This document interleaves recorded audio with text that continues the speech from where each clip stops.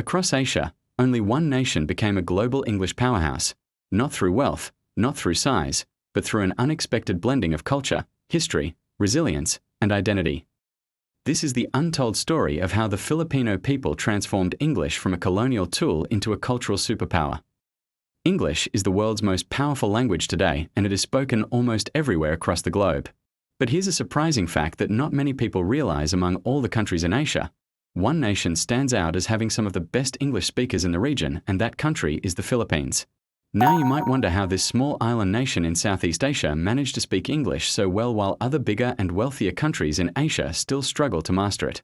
This is where the story becomes fascinating because the Philippines didn't just learn English as a foreign language. The Filipinos live and breathe it in their daily lives. And this has made them one of the best English-speaking nations, not just in Asia, but in the world. When you compare the Philippines to other Asian countries like China, Japan, Korea, or even Thailand, the difference in English fluency is clear. But why is this the case? And why does the Philippines have such a strong advantage in English that even surprises many Westerners? To understand this, we need to look at the history, culture, education system, media, and even the mindset of Filipinos and how all of these factors shape their relationship with English. Let's start with history because history always leaves a strong mark on language. The Philippines was under Spanish rule for more than 300 years, but in the late 1800s, it came under American control, and that completely changed the direction of the nation. Unlike Spain, which focused more on religion, the Americans focused on education and governance.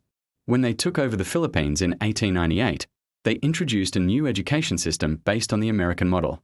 And guess what language they used in schools? It was English. American teachers known as the Thomasites were brought into the country to teach Filipino children subjects like math, science, and literature all in English.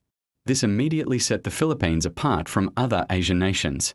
Because while most countries in Asia were sticking to their native tongues or trying to adapt to European influences, the Philippines was already being trained to think, study, and communicate in English from an early age. This American influence didn't just stay in schools. It spread to government institutions, businesses, and even the media. Newspapers started publishing in English. Radio programs broadcasted in English, and eventually television also followed the same path. So while other Asian countries were still treating English as a foreign language to be learned only for business or tourism, the Philippines was embedding English into the very core of its national life. This foundation explains why Filipinos became naturally comfortable with English and why generations later they are still reaping the benefits. Another major reason the Philippines speaks better English than most of Asia is its education system. English is one of the official languages of the country alongside Filipino. And that means from the very start, children in the Philippines are exposed to English in their schools. Textbooks, exams, and even classroom discussions are often in English. So for a Filipino student, English isn't just another subject. It's a tool for learning everything else. For example, science is taught in English. Mathematics is taught in English. Even computer classes are in English. This constant exposure builds not only grammar and vocabulary, but also confidence and fluency. Imagine being a kid in the Philippines, growing up with English in school, then going home and watching cartoons or TV shows that are also in English, and then reading signs in malls and restaurants also in English. It becomes part of your daily rhythm, and by the time you grow up, you are practically bilingual without even realizing it. This is something very few Asian countries can say. Take China or Japan, for example.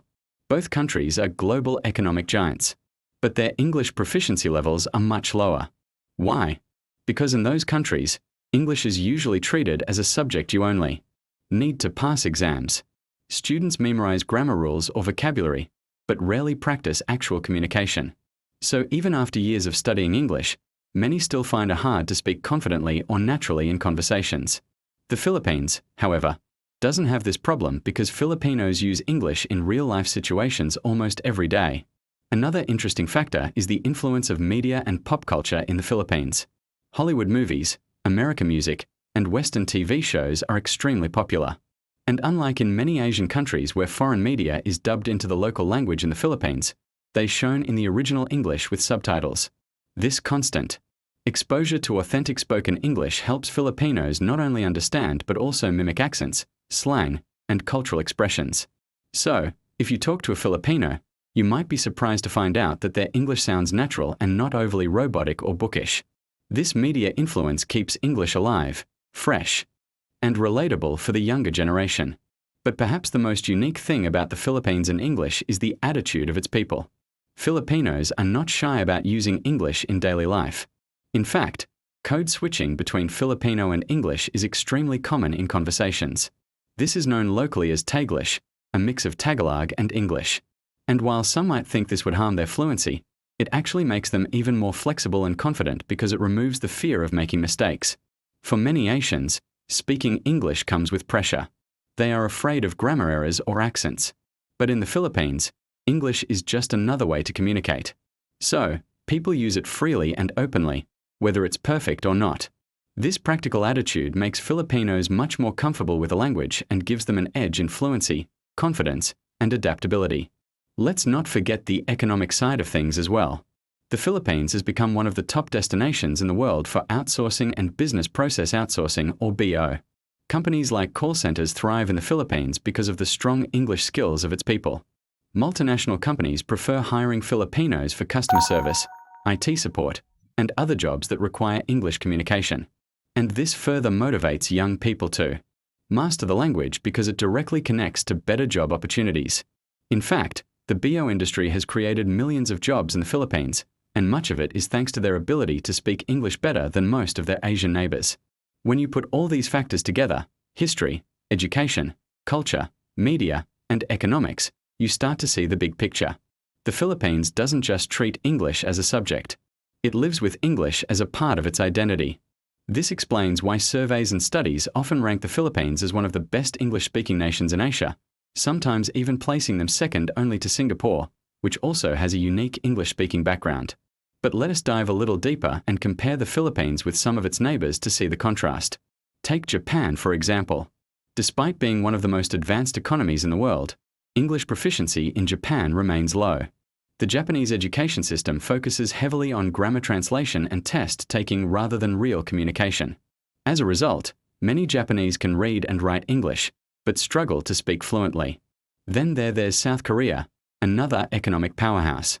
While Korean students also spend years studying English, many of them still feel uncomfortable in conversations because of the same exam-focused education and lack of real-life practice. China, which is the largest country in Asia by population, also faces similar issues with millions learning English in schools, but very few reaching high fluency levels because, again, the focus is on memorization, not communication. Thailand and Vietnam also rank low in English proficiency compared to the Philippines. In these countries, English is seen more as a foreign necessity rather than a daily tool of life.